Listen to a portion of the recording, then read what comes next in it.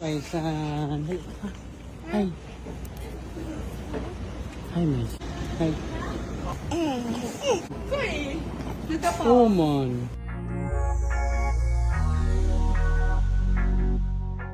Nagbalik Siargao na nga itong sina Andy Eigenman at kanyang mga anak na sina Lilaw at Kowa. Masayang masaya naman itong si Andy sa videong ibinahagi ni Vilmar Alipayo.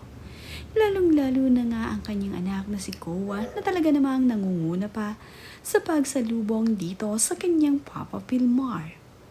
Ito namang si Lilaw ay kapansin-pansin na tila ba wala sa mood. Parang napagod nga sa biyahe itong si Lilaw at inaantok pa. Kaya naman, ang itsura nito ay tila ba pagod na pagod. Hi, my son. Hi, my son. Hi. Hi, my son. Okay? Okay? Hi.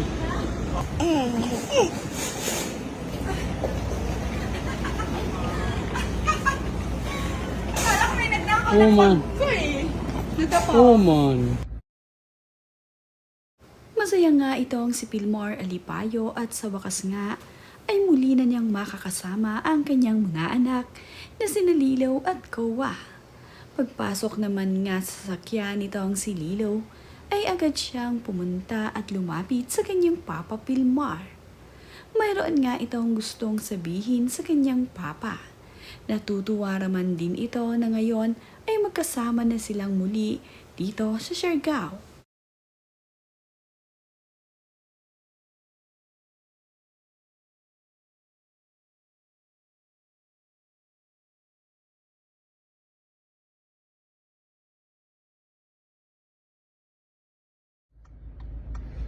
Ipinapakita nga nitong si Lilaw sa kanyang Papa Vilmar ang kanyang mga ngipin. Na ayon nga dito kay Lilaw ay mayroon na nga daw siyang isang ngipin na gumagalaw-galaw dito sa kanyang bibig.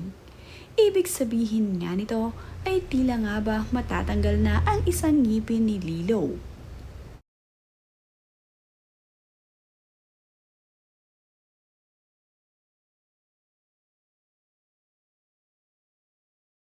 Ito namang si Kowa ay masayang-masaya na naupo sa likuran ng kanilang sasakyan. Ala. Excited na nga ang batang ito na Nasa... makauwi sa kanilang tahanan upang makita ang kanilang mga alagang aso na naroroon.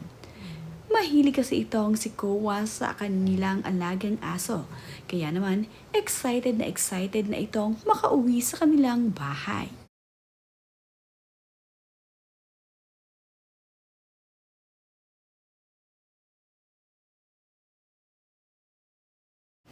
At isa pa sa pinakamasaya sa kanilang Ay, my muling son. pagbabalik dito sa Siargao ay itong si Andy Eigenman. Napakaganda nga ng mga ngiti nito ngayong nakabalik na sila sa isla ng Siargao. Muli niya na kasing makakasama ang kanyang partner na si Vilmar Alipayo. Kaya naman itong si Andy ay pagkaganda-ganda ng kanyang mga ngiti. Itong si Lilaw ay bumalik na sa mood. Nawala nga ang kanyang pagod nang makita ang papa at nang malapit na silang makauwi sa kanilang bahay.